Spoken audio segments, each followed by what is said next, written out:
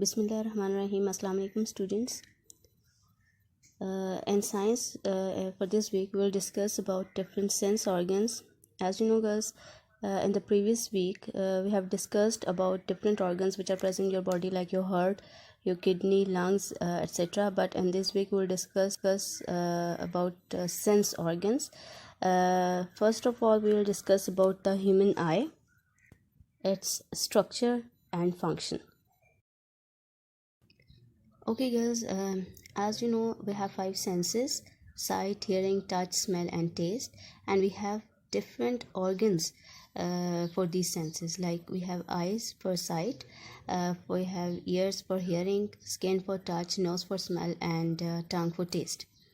So eyes are the sense organs of sight.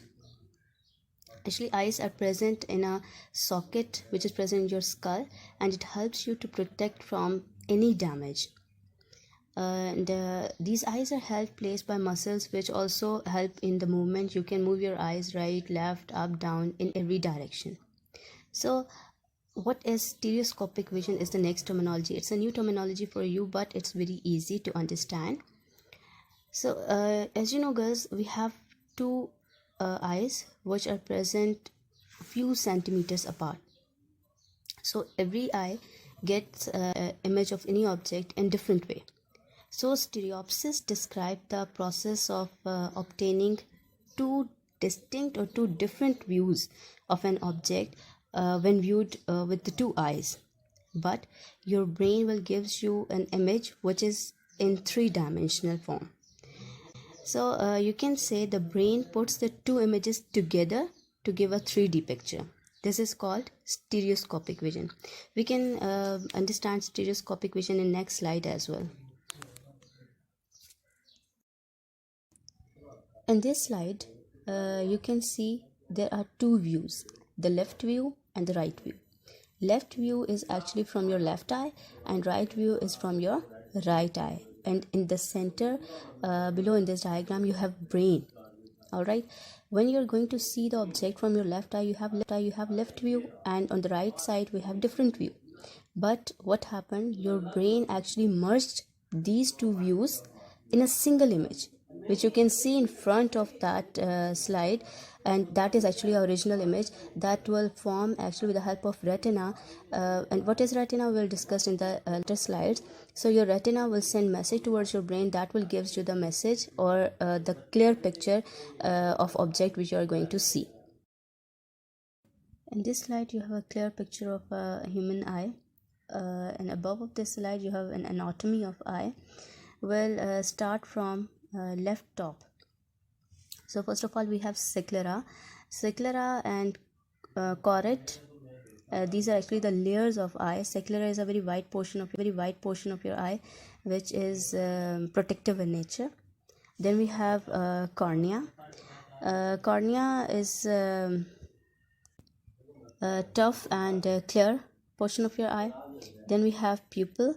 Pupil is the hole in the middle of the iris. And then we have lens. Lens is actually it's a jelly like material or a jelly like substance which is present center of your eye.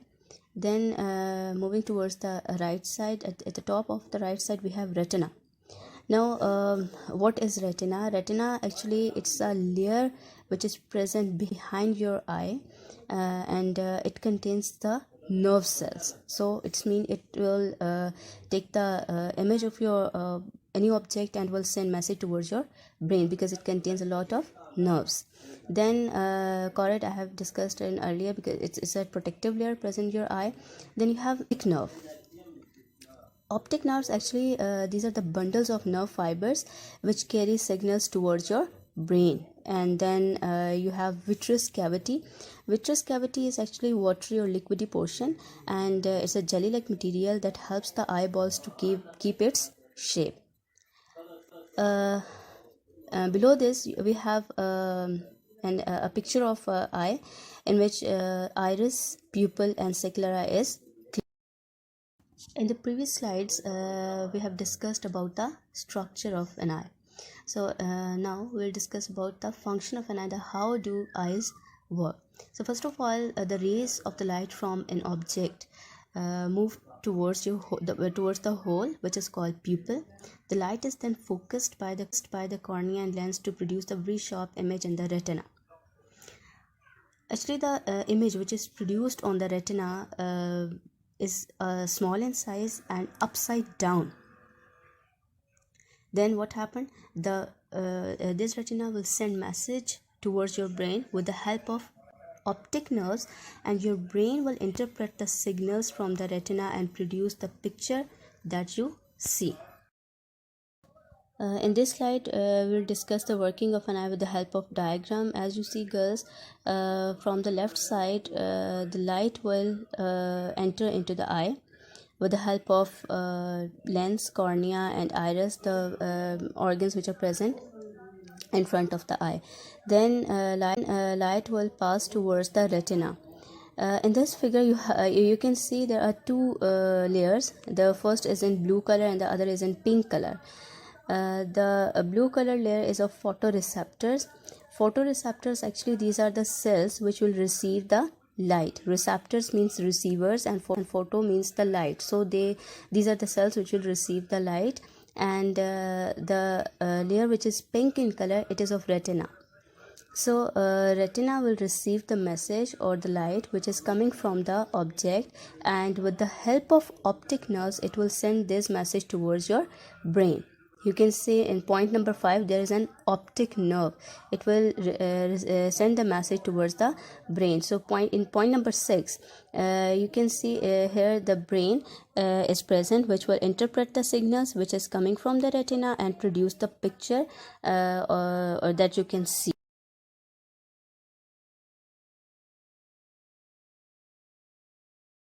Lens is made up of jelly-like substance. Shape of the lens can be changed by a ring of muscles, and the amount of light which is entered to your eye can be controlled by iris. And the muscles of the iris change the size of the pupils to allow light to pass through. Then what happened with the size of iris when you are in the dark and when you are in the light? And I think on that page we have a question as well that explain what happens to the iris and the pupil when you walk into the dark room or turn on a bright light. What happened with the size of the pupil as well? So I have discussed in this slide that what happened in the dark and what happened in the light. So in the dark, the iris increases the size of the pupil. Why it will increase the size of the pupil? Because it will allow more light in the dark to enter into your eye, and the opposite will happen in the light. In the light, the iris decreases the size of the pupil. Why it will decrease in size? Because it will allow less light to enter into your eye, because you are already in the light. So here in the diagram you can easily see that what happened with the pupil. The pupil is in black in color. So on the left side, the figure is for when you are in the light, means the size of the pupil is very small, and on the right side, when you are in the dark, the size of the pupil is large. I hope so.